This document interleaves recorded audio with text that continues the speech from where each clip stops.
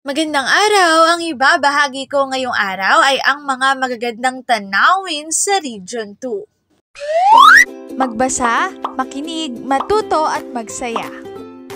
Ako si Binibining Menya. Handa na ba kayo?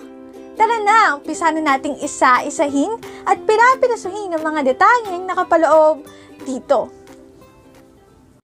Maaari kong ibigay ang soft copy ng video na ito, mag-email ka lamang o kaya naman ay mag-message sa aking Facebook page.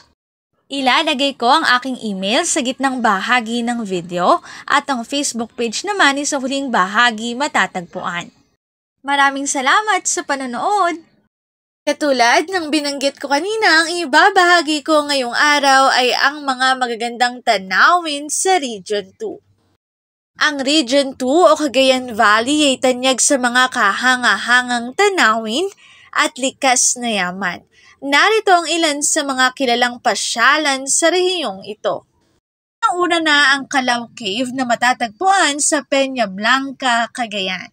Ang ikalawa ay ang Palau Island na matatagpuan naman sa Santa Ana, Cagayan. At para naman sa ikatlo ay ang Magat Dam na matatagpuan sa Ramon, Isabela.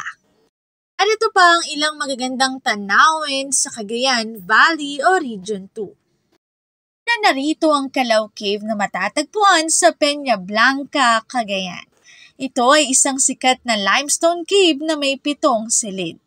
Ito ay pinalalamutian ng mga stalactites at stalagmites. Ang pangunahing atraksyon nito ay ang natural na kapilya sa loob ng kuweba.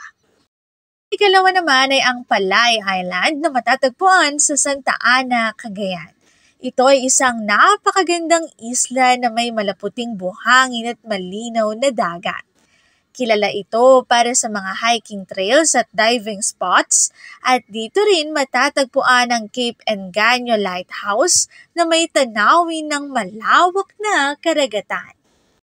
Ang ikatlo naman ay ang tinatawag na Magat Dam na matatagpuan sa Ramon, Isabela. Ito ay isa sa pinakamalaking dam sa bansa. Napakaganda ng tanawin ng lawa at kabundukan, kaya't perpekto ito para sa picnic at pagre-relax. Ang ikaapat naman ay ang tinatawag na Apari Delta na matatagpuan sa Apari, Cagayan. Dito umaagos ang Cagayan River patungo sa Dagat Luzon. Isa itong magandang lugar para sa birdwatching at pagmumuni-muni sa katahimikan ng kalikasan. Ang sumunod naman ay ang Bunton Bridge. Ito ay matatagpuan sa Tuguegarao City, Cagayan. Ito ang pinakamahabang tulay sa Luzon na nagbibigay ng malawak na tanawin ng Cagayan River, lalo na kapag palubog na ang araw. Ang sumunod naman ay ang Divelacan. Ito ay matatagpuan sa Divelacan, Isabela. Ito ay matatagpuan sa liblib na bahagi ng Isabela. Ito ay perpekto para sa mga naghahanap ng katahimikan at malinis na dalampasigan. Ang sumunod naman ay ang Our Lady of Piat Basilica Menor.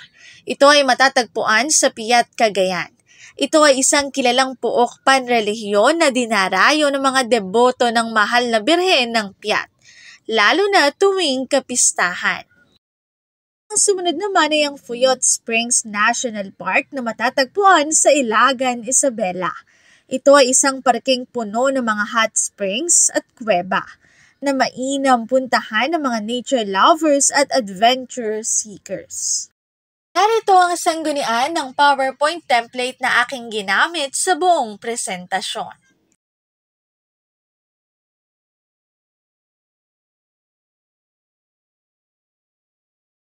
Magandang tanawin sa Region 2. Dito na nagtatapos ang aking pagbabahagi. Sana ay marami kayong natutuhan. Muli magbasa, makinig, matuto at magsaya. Ako si Binibining Menya. Paalam! Paalala, ang wikang Filipino ay mapagpalaya, atin natin itong gamitin, mahalin at mas paunlarin.